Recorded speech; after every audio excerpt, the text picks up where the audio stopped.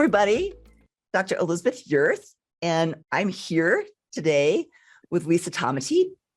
She and I have put together a series that you guys are going to love. It's called Healthspan Hacks. And Lisa and I have known each other now for a couple of years, and we've really gotten to be quite close, and we've worked together intimately with clients and with each other on learning. And we realized that we should share a lot of this with you and kind of work together on how we can share these things with you guys. So we put together this series. It's a 4-part series, Healthspan Hacks. And this is the first series, which is really going to be a little more focused on Lisa here, because we're going to talk a lot about resiliency. And some of you guys know her story and some don't. So, Lisa has overcome a whole lot of challenges in her life, both as an athlete and in some personal experiences. And so we really want to hear some of that story. And I really want you guys to have a really good understanding so that we can sort of utilize some of those techniques that she's learned through her life and the hardships she's been dealt and the challenges she's been dealt. And we can utilize that. And how do we use that in our own lives and to heal and recover and get healthy?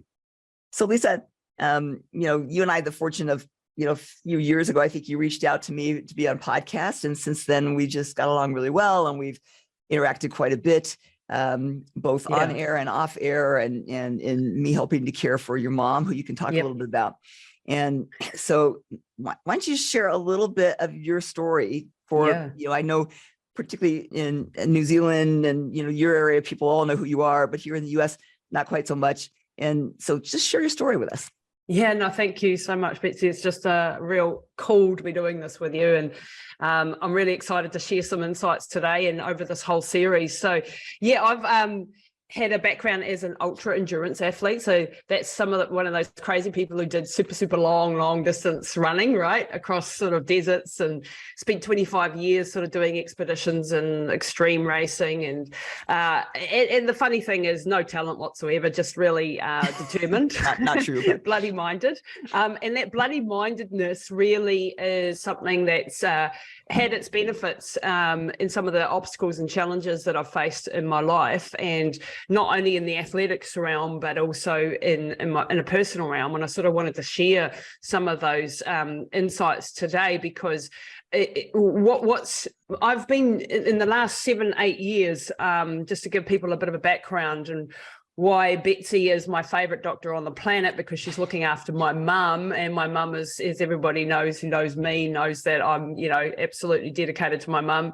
She had a massive aneurysm nearly 8 years ago, and was left with massive brain damage, and the doctors all saying to me, like, she'll never have any quality of life again. She was like a baby. She had hardly any higher function at all, and saying to me that there's just no way that she'll ever have anything again. And me just going, yep, I've heard that all my life with all my running things, right? You can't run across the Sahara, you can't run across Death Valley, you can't do these things, apparently, that I actually did.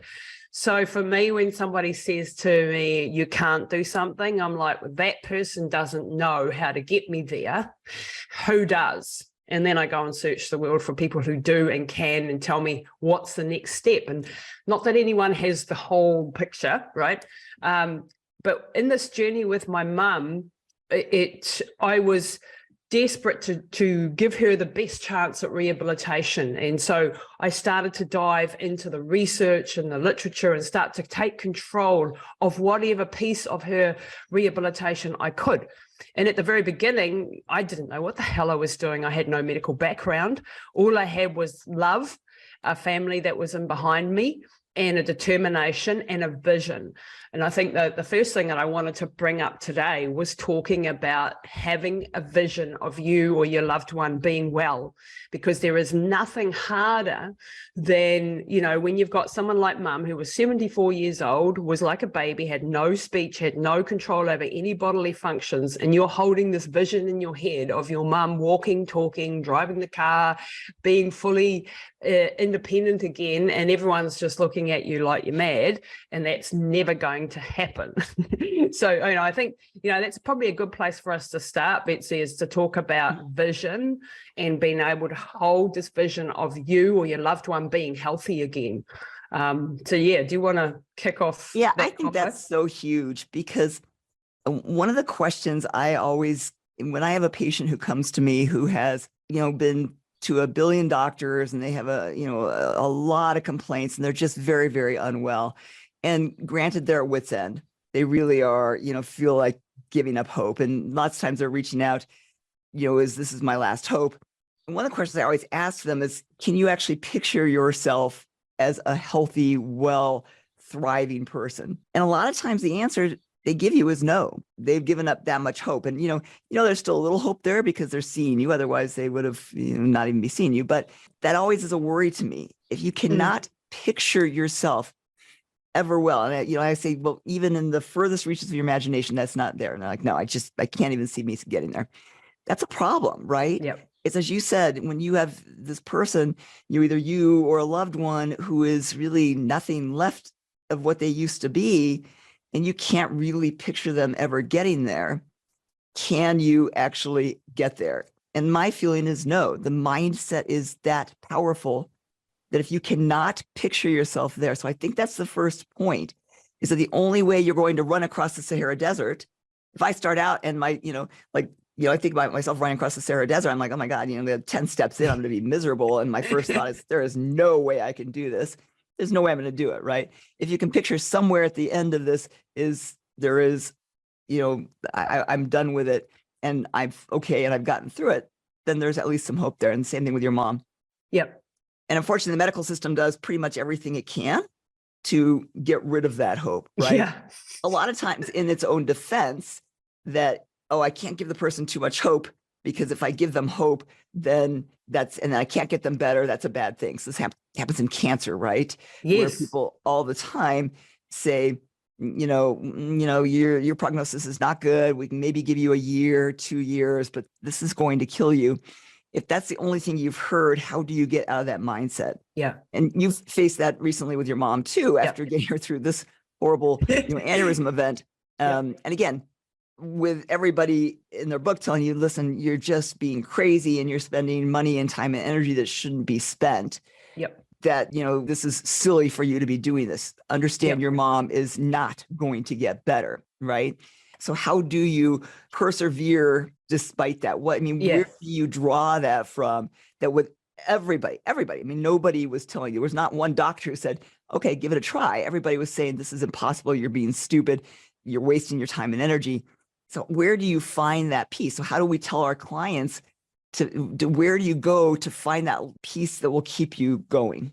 Yeah. And this was, my mum had after getting her back to absolute normal, driver's license, full power of attorney, full independent life again after the aneurysm, which took, by the way, 2.5 years. And I've written a book and you guys about understand, really, she came from being almost a vegetative state to, her mom is this delightful human being now. She's very sweet. She's going to the gym. She's, she's got a very, reasonable quality of life.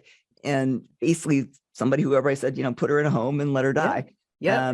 So that's exactly what I was told. And I had to fight the system to get the resources to take her home. And I've written, if anyone is interested, this is the book. Which is an incredible book, guys. And this is, again, how do you find that?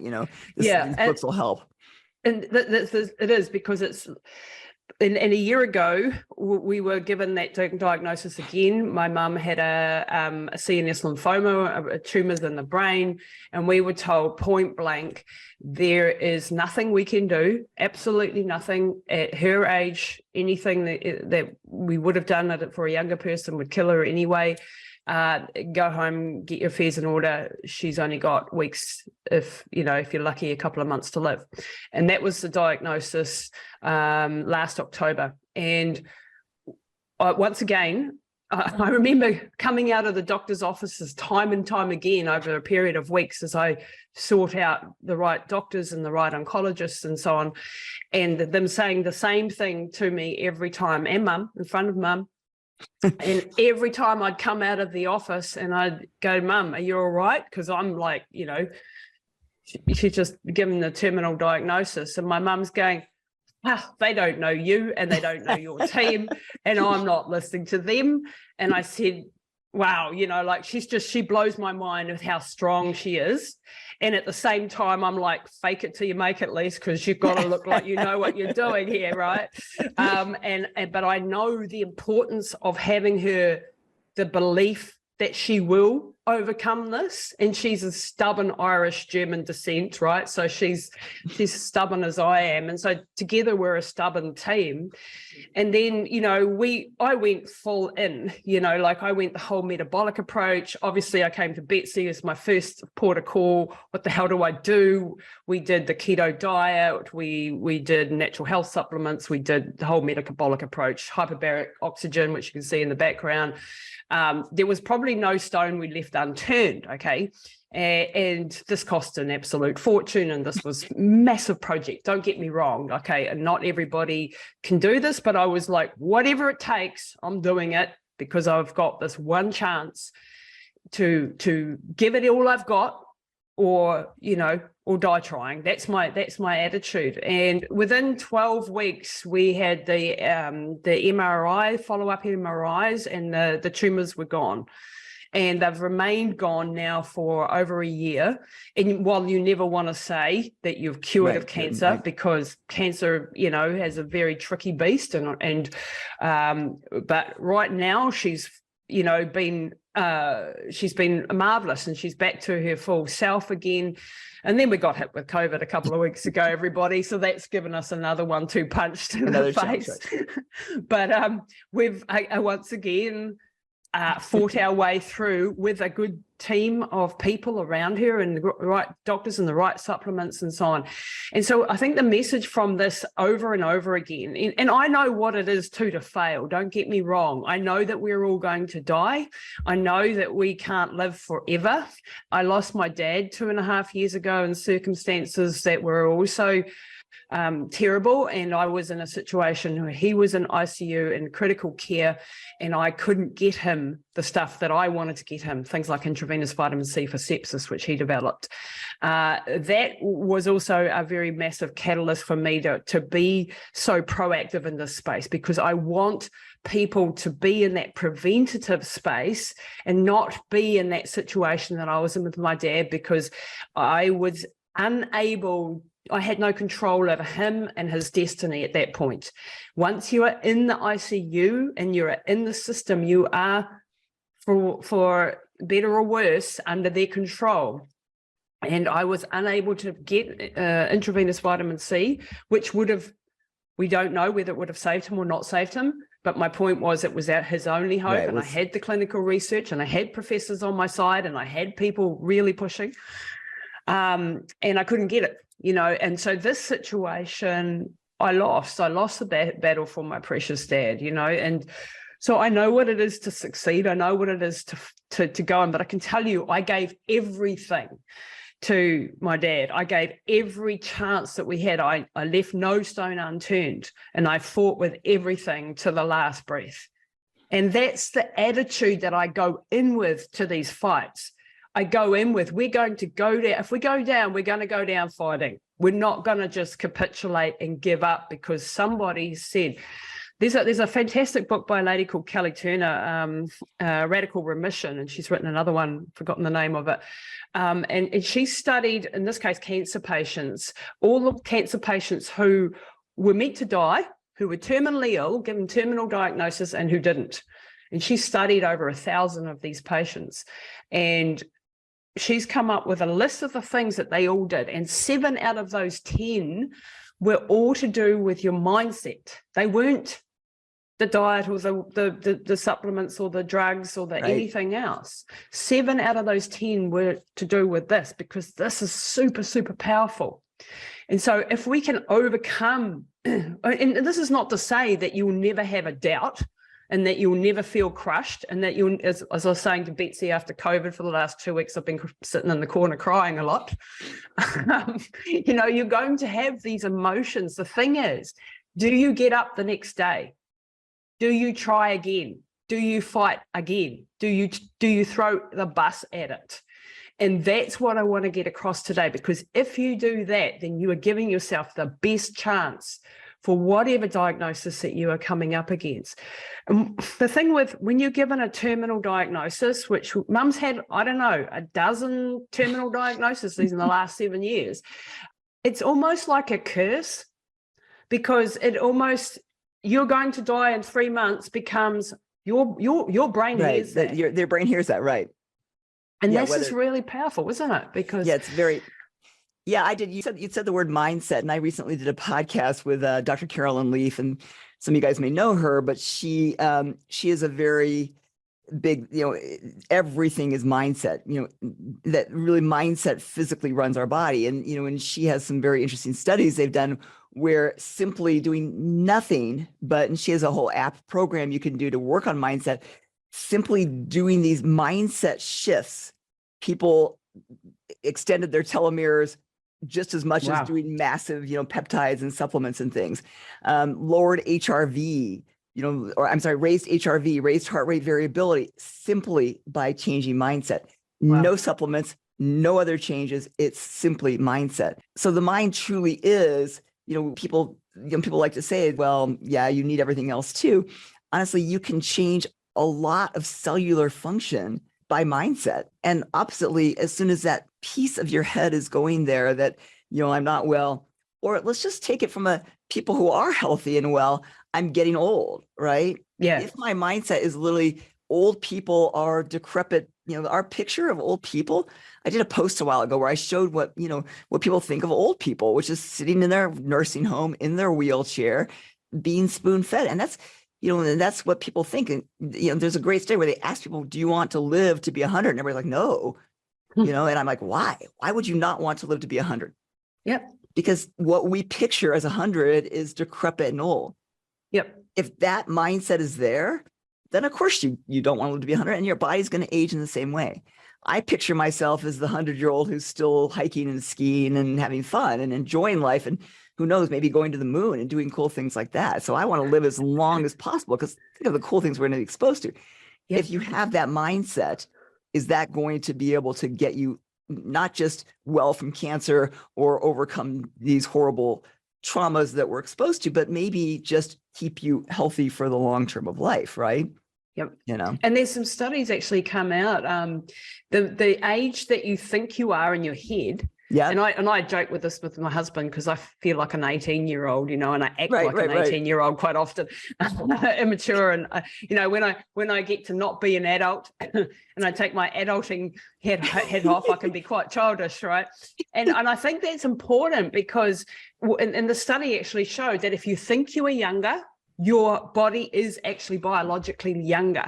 Right. No, they did that study. Exactly. All they did was ask people how old they felt. Yep. And they looked at telomere length, and the people who said they felt younger, I said, oh, I see myself as 30. They actually had younger cells. They were younger. You know, I mean, it's that powerful, right? It is. And it's, it's so this is one of the reasons why I go to the gym and I train, and obviously I'm an athlete and I come from an athletic background. But when I'm training mum, who hasn't had an athletic background at all, she was always looking after me, being the selfish young athlete that I was, too busy being a mum. But I like to have her surrounded by athletes, and we're training for our Olympics. And that's how I talk to my clients as well.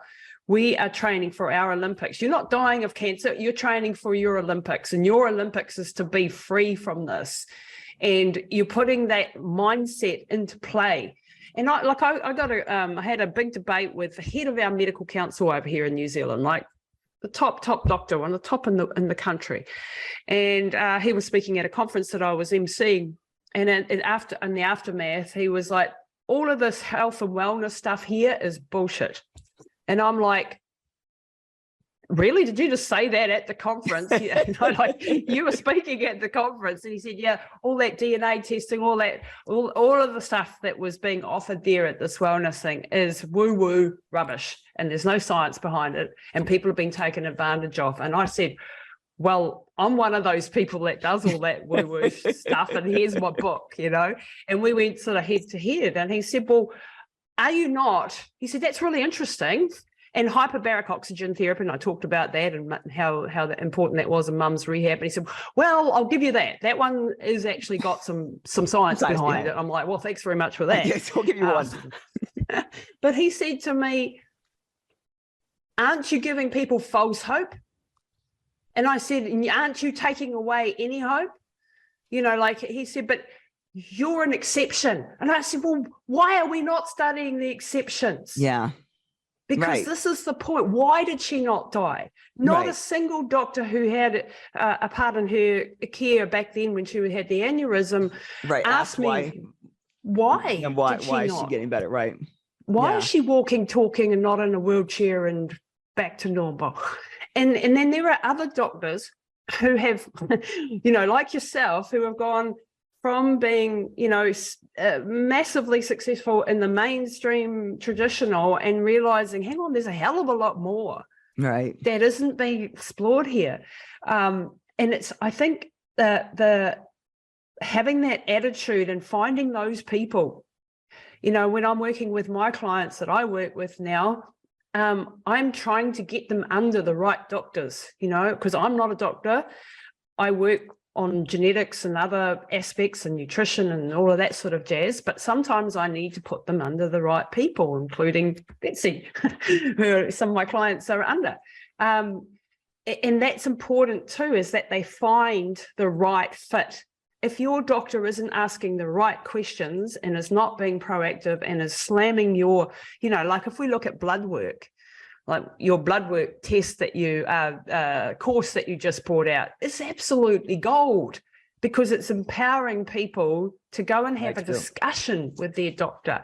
But you know what I get every time I ask for those bloods for my clients, because I have to go to the doctor to get the bloods, right, is like, what do they want that for? Right. Right. And I'm like, So speak a little bit, Lisa, too, because you look at somebody who, for whatever reason, you were somebody who had the drive to run across the Sahara Desert and do these ultra endurance events, right? And so you sort of have, for whatever reason, maybe the way you were raised, maybe your genetics, we don't know, but you kind of had that mindset ingrained to you, right? So you were able to transfer that athlete mindset into these states to get you through this. What do you think somebody who maybe doesn't, their life has been a little more beaten down, and they that attitude isn't there, and they've sort of been, I look at myself. So I have a daughter who always feels like very, defeated by everything. Everything is out to get her. Everything is hard. How do you teach your clients, or do we teach these people? How do you develop that resiliency? How do you develop that change in mindset? Is there tools that you use? Yeah. I think, that there is partly a genetic component to that. I think, like I'm lacking in dopamine receptors, and so that makes me very driven, right? Okay. Right, yeah. So I'm always chasing dopamine, which has its good and its bad sides, by the way.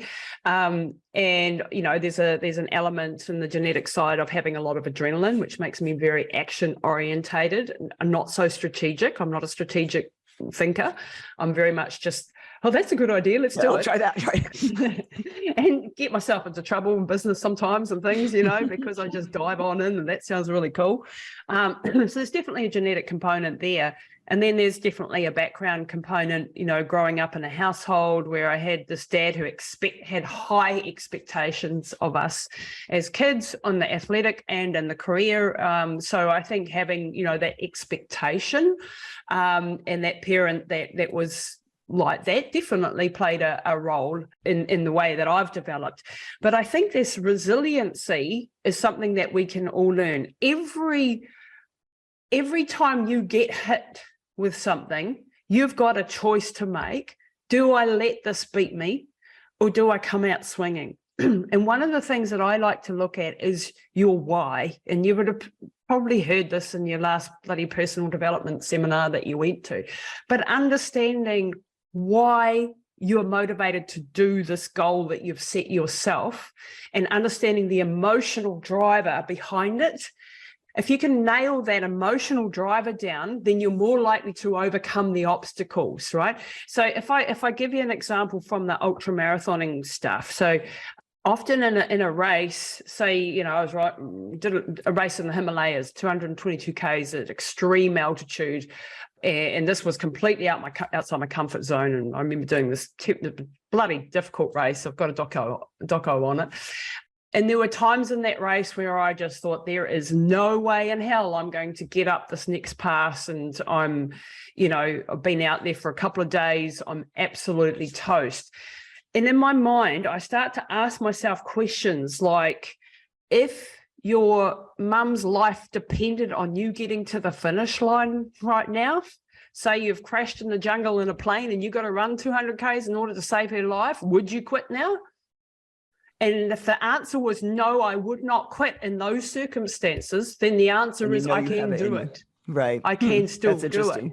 Yeah, and these were the sort of games that I would play in my head to make myself get to the next bloody lamppost or whatever it was, to try to get myself over that hurdle. And sometimes it would be a battle of minute by minute by minute and then having a little break, you know, having some sort of little reward. And that reward might be going and stretching for 2 seconds before I carry on again.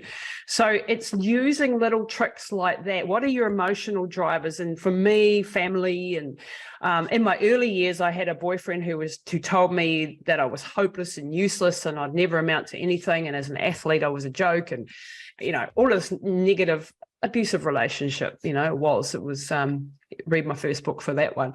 But that was a massive driver, actually, for me becoming an ultramarathoner after that relationship split up, because all I could hear in my ears was, you're hopeless and you're never going to achieve anything, and you can't do ultras, and you can't do this, and you can't do that.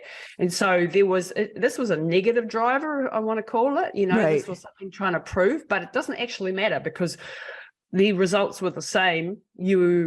I was no way in hell I was ever quitting from anything because I didn't want him to be right. So I would just go and push myself to the absolute ridiculousness in order to prove that I wasn't right. And, you know, over time that motivation changed, and you know, he was gone out of my life, and it was great.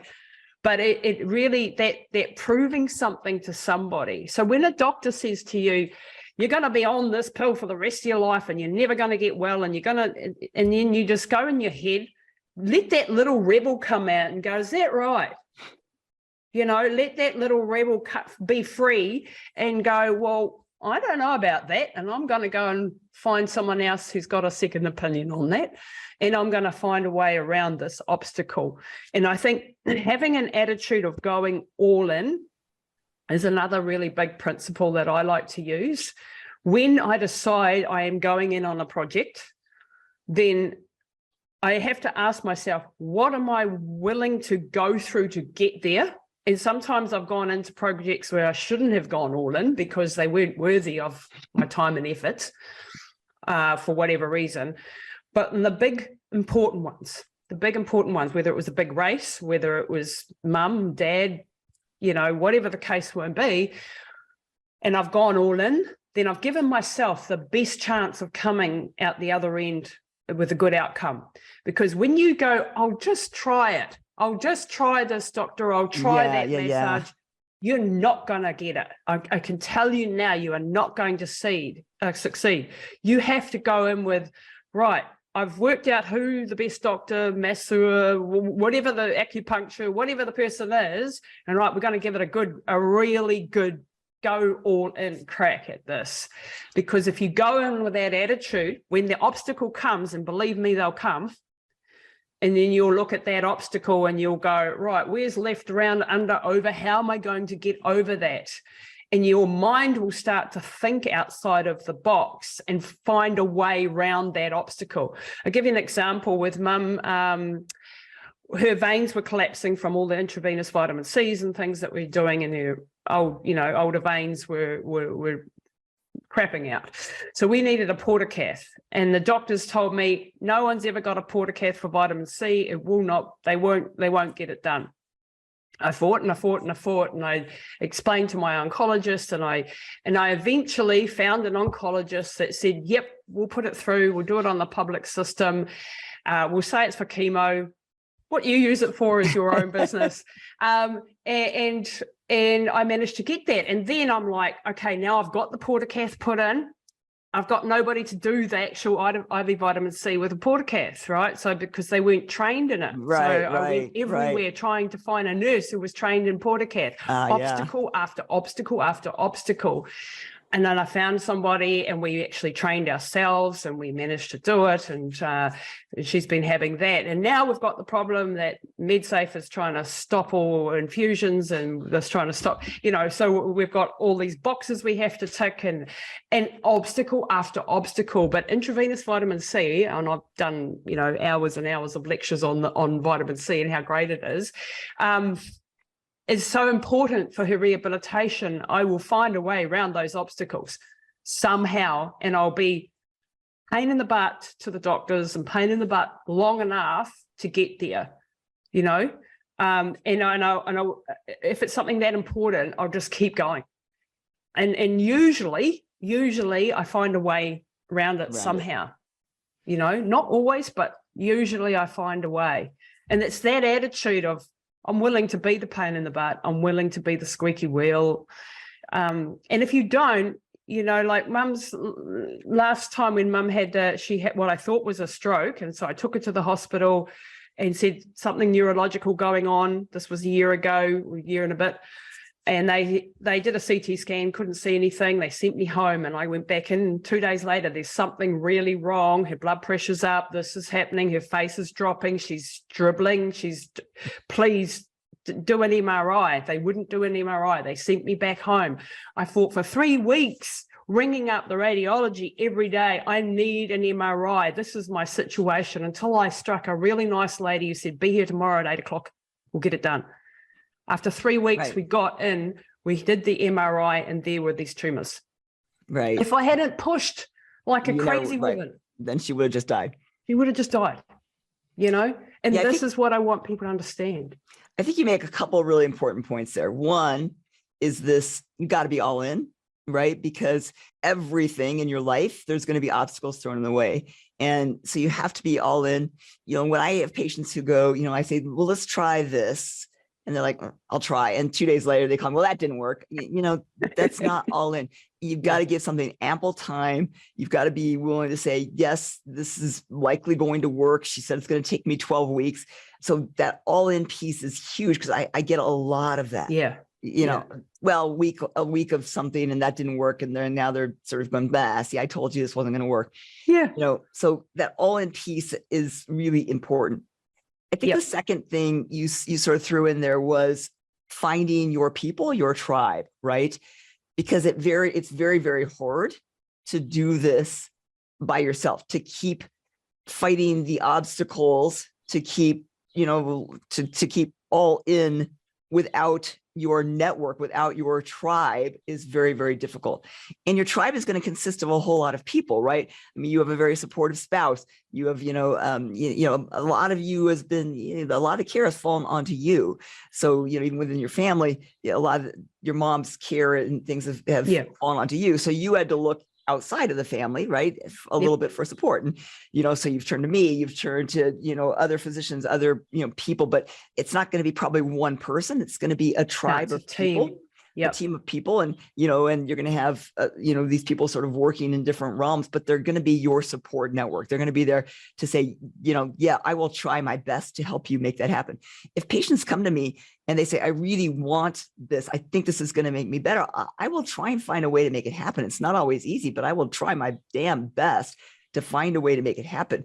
Because even if it's something I don't necessarily think is, a wonderful option for them, if I don't think it's going to be harmful to them, then I will try and find a way to make them happen. So you have to find those people who are willing to work with your team. It really is, in all these things, any of you who are fighting, diseases, and that might be aging, right? This aging disease, right? Is finding this network of people, listening to the podcast host and go, God, I really identified with that person. I'm going to, reach out and see if, what they have to offer. I think that's so important, because it really is, as resilient as you are. I mean, in your races, you had a backup support, right? You always had support. You look at who was the marathon racer who just set, an Olympic record for running, Kipchoge right. Yeah. And then they disqualified him because they said he actually had support runners with him on that time. And I said to my husband, I said, I think that's horrible. I mean, the guy still did it. And he said, it's much easier to run with somebody running alongside you. My husband said, I don't think it's cheating. He goes, I do think it's cheating in a sense, because that is, it is much easier to do that race if somebody is running alongside me, even if they're only running for a mile and I have, 200 miles to go. So even in athletic endeavors, right, like that, having that support network keeps you going, right? That somebody, when you're tired, it says, okay, I'm going to run this next 100 feet with you, whatever it might be. And in ultra marathoning, sometimes you're on your own and you're running across a desert by yourself and there's no support, and those are the ones that are really, really tough. And that's really right. And the challenge there is substantially more difficult, right? It is substantially more difficult. But in the health realm, you want to build a team of people. And I understand not everyone has resources and money and things, but there are podcasts and there are YouTube channels, and there are good ones, and there are professors and there are doctors that you can learn from for free. Right. All the podcasts that you've done, a lot of the people that I've had on my podcast are just absolutely are mindful of information. You can get some of this for free. It doesn't always have to be. Of course, the more resources you have, the better that you're right, the better it is, right. For sure. But having a team of people. So I have in Mum's team, someone who's a microbiome expert.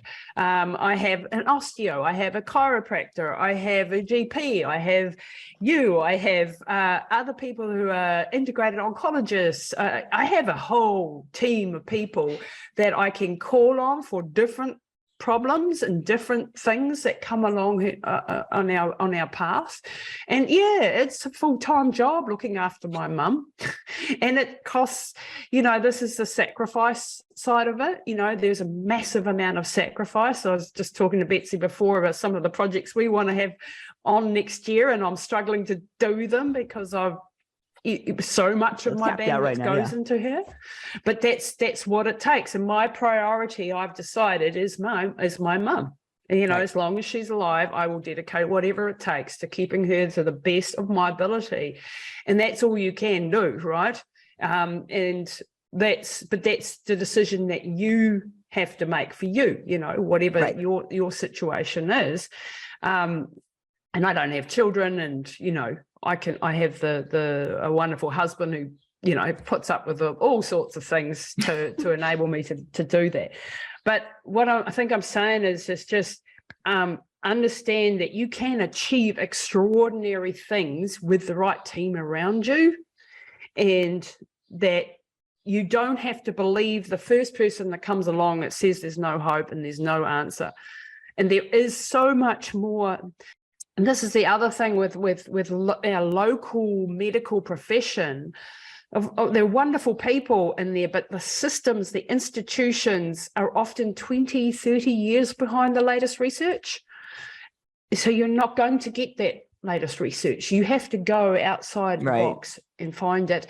And then we have difficulties like me trying to get, we've had some stuff that's come from you guys this week in the post, and it's been held up by customs, and these are the obstacles. Now I've got to go and try to get it out, and it's not easy. Yeah, I'll tell you guys who are our listeners here in the US, having now worked with clients all over the world, as hard as we think our medical system is, at least if we want to get an MRI scan, we can always walk in and cash pay for an MRI for actually relatively inexpensively, and people don't even know that, or order lab work. It's much harder in other countries to get that much done. Harder. Much harder. If you want an MRI scan, like of your brain, you go, listen, okay, my doctor won't order it. You can walk in and cash pay an MRI of your brain. No, they don't have that luxury. It becomes, so we actually have the advantage that we really can take control much more easily. So we have the no excuse, honestly. I mean, you have to really fight. And I've been down this road with a few of my clients from other countries. We actually have it so much easier here from that perspective. People always, sort of slam our medical system, but, say, oh, we should all, have a different medical system or a single payer. But honestly, if you want something, it's much easier here to get it. And so there is really not any excuse to not be in control of your own destiny, to be in control of your own health, to be able to say, I'm going to be a healthy person. I'm going to be a well person. I'm going to live to be 120 and be super fit and healthy. That's perfectly in your realm. It is not in the medical system that we offer. You have to search outside it, but it's very doable. It takes a lot more work to do that in New Zealand. But Yep, as it you've does. proven, it's possible. You can do it. It's just everything takes 10 times as hard and 10 times as long. So Yep, and feel then you grateful, risk you guys, things that and we actually we do have it easier. And so, you know, when you look at somebody like what Lisa's gone through, and I've been through some of these challenges, I will tell you it's not easy. And how everything from literally getting some blood work done, right? Mhm. You know, there's nobody who here in the US where I can't go, hey, you know, go into LabCorp and get this lab work done. That's almost impossible there. It's impossible. so we really have no excuses for that. The only excuse we can offer here for not being healthy is that we've given up on ourselves. We've given up on that desire or hope to actually be a healthy, well person. And that's where that pulling in that's you. That is you, you know? Yeah. And it's putting in the hard yards, you know, like, you know, definitely what you're saying. Like I've got clients who've traveled to America to get the tests that they want and then come back again because they can't get them. I had a client yesterday. I wanted some blood work. The doctor said, no, it's going to cost them $1,200 for basic blood work to pay privately. You know, like it's just ridiculous in my eyes, but it is what it is, you know. So we work within the system and I try to get them under other doctors and so on and so forth. But the other thing is that you have to be willing, and you touched on this before, where you have clients who come in and they want the magic bullet approach. They want to take the pill for 2 days and they want to see some results. The same with a hyperbaric. I'm about to open a hyperbaric clinic shortly. I've had one before. I get the people come in and they're like, what can you do for me? They've had a stroke or something like that. What can you do for me? And I'm like, I can do nothing for you. Because if you're coming in with that, you know, for a start, you're very lucky to get this therapy. This therapy does this, this, and this, and this, but it's like going to the gym. You are not going to come in, have one session and walk out, you know, and that's you done. You're going to have to come back 20, 30, 40, 50 times, and it will have a cumulative effect. But if you're willing to put that work in, then it will get there. You know, it will get there. And it's this mentality of the instant fix. And as again, going back to the athlete analogy, you and I know we go to the gym, we grind out our hard training day in, day out, and you don't come out of the gym looking amazing. Like, why don't I look any better? Why am I muscles not bigger, you know, or whatever.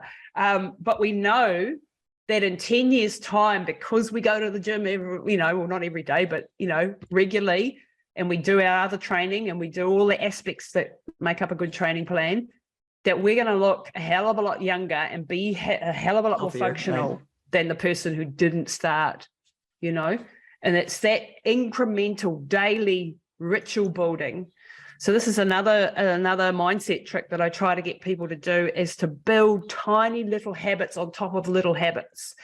So if you're starting from scratch, you've never done any exercise, you know, I want you to commit to walking to the letterbox, whatever, you know, that first incremental. So it's not too hard, but you're committing to doing something daily. And then you're building a little habit. Might be, right, every time I go to the loo, I'm going to come back and I'm going to do 10 air squats.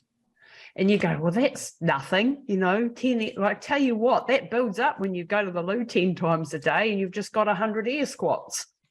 And it's just building little tiny, habits, silly little habits that get you, because this is the other thing, is that action. So motivation follows action, not the other way around. People think that you're amazingly motivated. I can tell you right now, I don't want to go for a run this afternoon. I don't feel like it when I'm tired and I've just been in meetings all day, and the last thing I feel like is going. But I trick myself. I make sure that I'm usually in my running clothes so that I have no excuse not to go. And then I go, well, I'll just run 200 meters and I'll feel how I'm feeling. And by the time I've done my 200, I'm like, well, I'm out here now. I might as well keep going.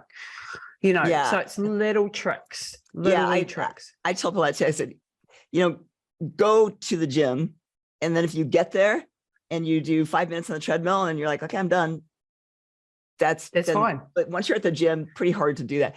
I used to actually, because I would get up, I now get up a little bit later. I get up at 4 to go to the gym, but I used to get up super early, and I would sleep in my workout clothes, because then I felt really stupid if the next morning I didn't get up and go work out, because I actually slept in my workout clothes, and I'm going to actually change out of them. So that was actually one of my little tricks I would use. But so the other thing, you and I kind of talked about this earlier, and I think you said it too as well, is, one of the tricks about going, like you taking your mom to the gym. Yes, she's watching these guys lift heavy weights or things like that, but being around, it's where sometimes these settings where you are, I have a lot of people go, I don't want to be around other people, who are all fit. But remember that there is an energy of people around you too, and that a lot of that energy is going to feed off on you. We know that. We know that you can actually there's a great study where they took 2 people and they had a curtain between them, and they had one person watching a really funny cartoon, one person taking a math test, and they were measuring parameters, heart rate variability, blood pressure. The cartoon guy is all happy until the guy comes in. He has no idea this guy's in here taking a math test. And the math test guy is obviously upset and nervous. He's being required to take a math test. Cartoon guys, all his parameters go to hell. Well, simply because there's this energy that's sort of transferred. So we know that being around other good energy, or energy that's building and healing and, and recovering, is actually good for us. So sometimes being in that setting, like taking your mom and going, yeah, she's going to be, walking across the floor, but that being at that place gives you a sense of well-being, gives you a sense of, oh, wow, I can be strong. And there may be actually an energy field from people around you too. It's again, much like building your team, good energy around you helps good energy. So it's one of the reasons why I didn't want to be in the hospital physio programs, because I wanted mum to, and like we've been dealing with COVID literally the last 2 weeks, and mum got smashed really badly, as you can possibly imagine, with all her comorbidities.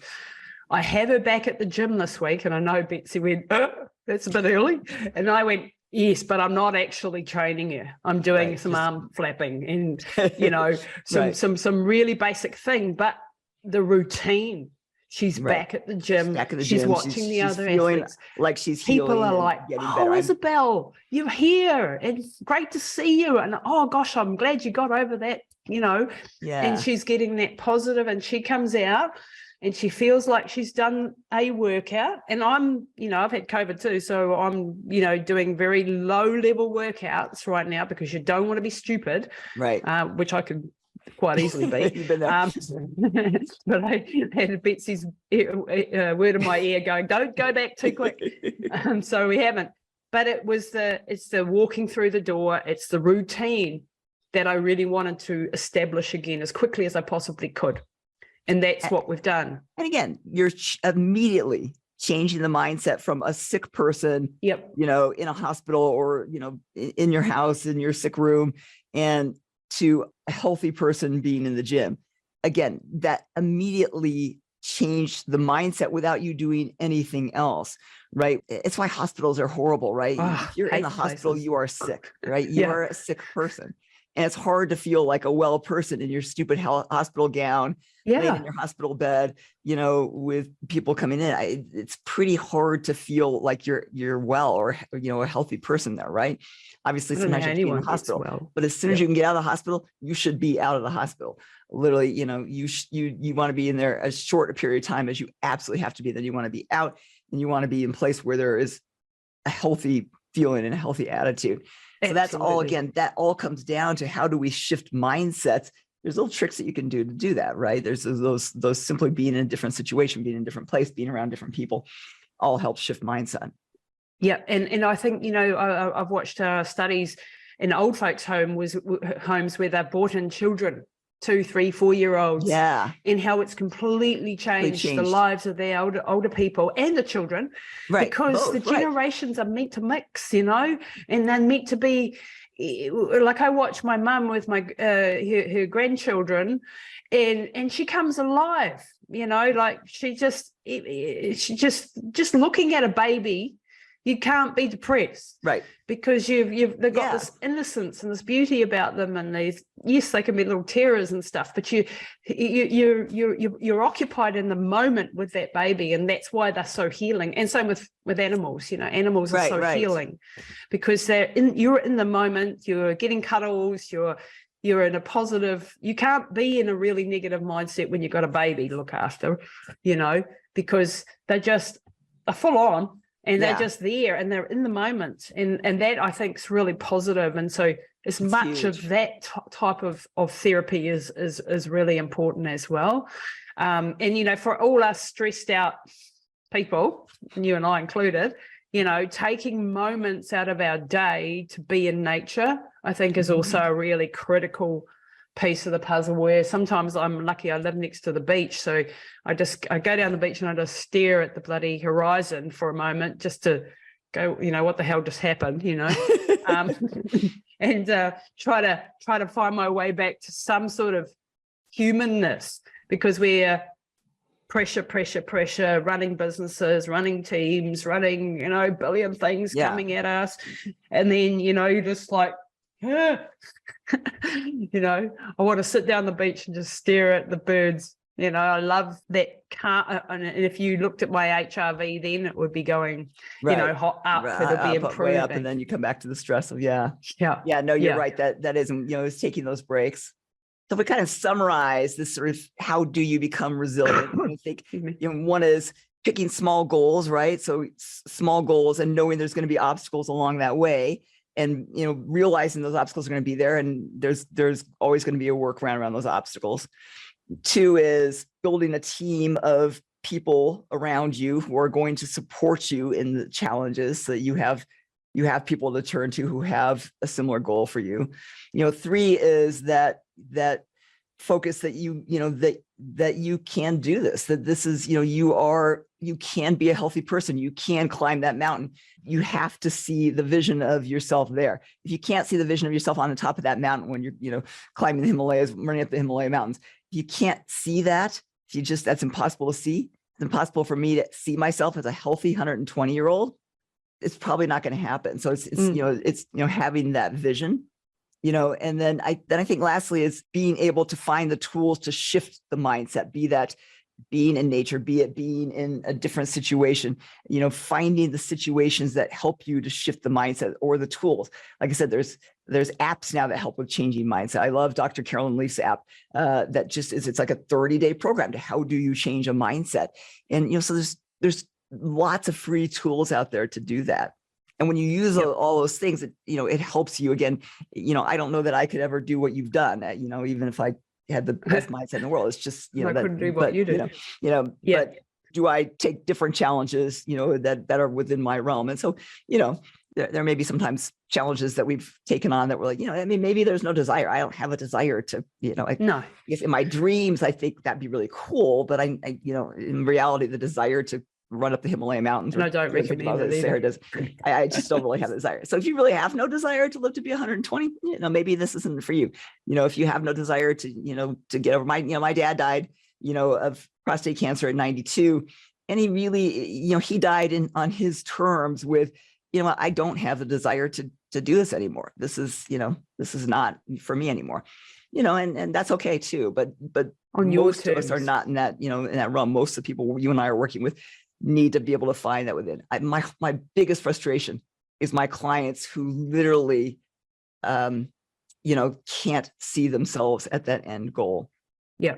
And I think, and then maybe the very last piece is exactly what you said, is that stick to itness, that patience, that nothing is going to be a one and done. This is not, people want, I'm going to go into my hyperbaric and come out and wow, I feel better. And when they don't, they're pissed, they're angry. They're like, well, this is supposed to make me feel better. Anything. There's very few things that you and I do that actually are going to be a one and done. Most of this is a little bit of a dedication. So I still feel, you need to give this 6 months, a year, because, nothing's going to change that fast. Yep.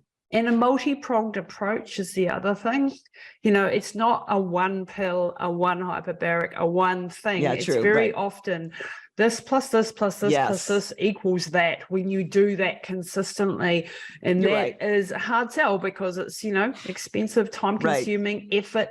But those are the people who will succeed against all odds because they've done the research and they've done all the rest of it.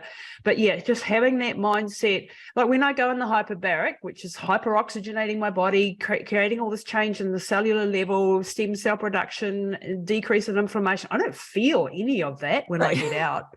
Right. I don't feel full of energy, but I know that on a cellular level, that is what's happening. Right. And therefore, I just know and believe that and just let it do its process without checking in. Because the people who step on the scale every day or go to the gym for a week and want to see the muscle definition, or they're not going to succeed. Because you need to just trust the process, and the process takes time. Biology takes time to do its thing, and understanding that concept is a crucial. There is no one magic bullet, and I've had a lot of people go, "Well, I would just want to try one thing at a time, so that I get know that a lot too. Yeah, what was the thing." And I say to people like that, that's all very well and good in a clinical study, where we're trying to control all the variables, but that's not how life is. And very often it's the synergy of the things to working together, like things like, intravenous vitamin C combined with a keto diet and combined with hyperbaric. You've got a synergy there that is super powerful. All three of those things are good singularly, but together, wow, So it's Dr. Jason Sonners, who is a hyperbaric expert, he gives this brilliant analogy, if I just wrap it up, as a plant that's got poisonous soil, it's been stuck in a cupboard, it hasn't been watered, and it hasn't got any sunlight. And you're going, oh, why is this plant sick? Oh, if we pour water in it, we'll see whether that does anything. And they pour water, but it's still in the cupboard, it's still got poisonous soil, and it's still got no sunlight. And then they go, why is it not hitting? Water does not work. And then they do it with the other three things, just sunlight. Oh, that didn't work either. No, because it's the synergy of the water plus the sunlight plus the clean soil plus the nutrients, and voila, you got a healthy plant. Yeah, I love that. I mean, cancer was probably a perfect example of that, right? You cannot treat cancer with a without a multi-pronged approach. You cannot just give somebody this and their cancer's better, because cancer is really smart, and you have to attack it from this approach. From this approach, you got to shut off this pathway and shut off this pathway and shut off this pathway. So, cancer is probably the perfect approach. As is aging, as is, most diseases we deal with. There's very few diseases. I mean, I think people think of disease as an infection, you give an antibiotic and you're better, right? Even infections, that doesn't usually work. But, there are a few, you get strep throat, you take an antibiotic, you're better. But, most diseases need this approach. Need this multi-pronged right approach. And this is where I think medicine has also gone wrong. It has got the pharmacological, take this pill, you'll get better. Right. And then, the microbiome is destroyed, or the whatever else is destroyed. Right. And if we have to take the drugs, because sometimes we do, we need to be supporting the nutrients or the detox or the methylation or whatever is other pieces relevant. Right. Yeah. And that's, I was talking to someone yesterday and they go, I don't believe in supplements. And I'm like, okay, that's a real big blanket statement right there. Like that, there's no nuance to that conversation. You just have expensive wheeze. Well, I can tell you from blood work and changing people's diet and nutrition and supplements, as you can tell me better. There's benefits, right? You see it in a week, you'll see the blood work change, right? So it's rubbish. Yeah, we know from a cellular perspective, we know what these things are doing. We know that they do have benefits, even if it's not noticeable from this, first week or first month or first 3 months. We know that there's benefits to them, and it's going to be that long haul of doing this. So I think our goal over these next, 4 weeks, guys, this is kind of our build on, this is, you need, how do you develop the resiliency? We're going to get a little more practical and to say, okay, so, okay, I've got this. I'm going to change my mindset. I'm going to go for this. What are the tools to do that? So I hope over the next sessions, we're going to be able to offer you, how do you build that team? How do you find that team? Right. Not easy. You're in this world. You talk to tons and tons of people. You podcast with all these, brilliant people. Yeah. How do people find those physicians or those people who are going to be their team? So we're going to talk about that. We're going to talk, how do you look at your own blood work so you actually can take some control of this, so you feel empowered by what you're doing. So hope is in the next 3 sessions that we actually will give you the tools to help build this resiliency, to help build this, some of it's going to be on you. Some of it's going to be learning how to change that mindset. But now let's give you those other tools, that, the knowledge and the teamwork and the other things you're going to need to really get there. So I hope the next 3 sessions will really help to kind of draw this together and give you what you need so you can, you can be these sort of superhuman people. And it's brilliant. And it's just so exciting to work with you and to share your incredible knowledge and my little bit 2 cents. And I think, she's not giving herself credit. She's very smart. But, it's just so powerful, this information. And we're obviously both super, super passionate. And that's why we do this work. And we hope that the people are going to get a hell of a lot out of this little series that we've put together. And if not, this will help that mindset, right? When you listen to people who have been through what you've seen, you've got, God, look at, she went through all this and she's still standing. I will tell you, this most recent bout with COVID was, was rough. It's like, you're already drilled down and now somebody throws something else at you. How do you still get through it? And again, without somebody to reach out to, that might not be so easy. So you've got to have those tools. But but just listening to people who will share that passion, some of that, just like being in the gym with the athletes, some of it rubs off on you. So I hope that you get that from, Lisa does that to me. I mean, I listen to these stories and I've read her books and, and that rubs off. You start going, wow, okay, I got a lot less to deal with than that. And so hopefully we give you the tools, we give you some of the passion. Yeah, definitely the passion. And, and we keep it real. Like I said, with COVID, I've been feeling really depressed and crying a lot the last 2 weeks. But like Betsy just said to me, because, that's what COVID does. Serotonin's gone and COVID makes you depressed and, and that's okay. Inflammatory passion. It's okay. It will get better, but those are the things you need to hear too. Yeah, I do. Because then I go, so it's a chemical thing. Right. And it's a hormonal thing. And sometimes people just feel better knowing that, right? Massively, and I'll go, because it's okay to cry. It's okay to be on the ground. It's what you do on the next day. Do you get back up again? Do you fight again? And that is the key. It's not being superhuman. I'm tough and I can just power through it. No, it's bawling your eyes out. It's leaning on someone. It's having a cuddle with a cat. It's whatever it takes, but getting back up again the next day and fighting again. Yeah. So we do want this to be interactive with you guys, so feel free to throw in questions. We will try and answer questions as they come up. So through these sessions, if there's things that come up where you guys, a question comes to mind, either we'll try and answer them towards the end or we'll try and answer them while we're talking. We really want this to be a little bit more of a nice interactive, more casual environment for all of you to share with us and help, at the end of this 4th series, feel like, okay, I've got it. This is what I need. These are my tools. This is where I'm going. And hopefully that we all can go on this journey together for another 100 years. Wonderful. All right. Thanks, everybody. It's been wonderful. Bye, guys. We will see you for the next session. I'm not sure exactly when that is, but we'll send out messages. And next week. I apologize to all the New Zealand people where we got the time off a little bit because of daylight savings time here in the US. It's a stupid tradition, but yes. I'll have to go and apologize to my audience. So sorry, guys, if you're all left there waiting. We got it wrong, but that's okay. We'll get it right next week. All right. Bye, guys.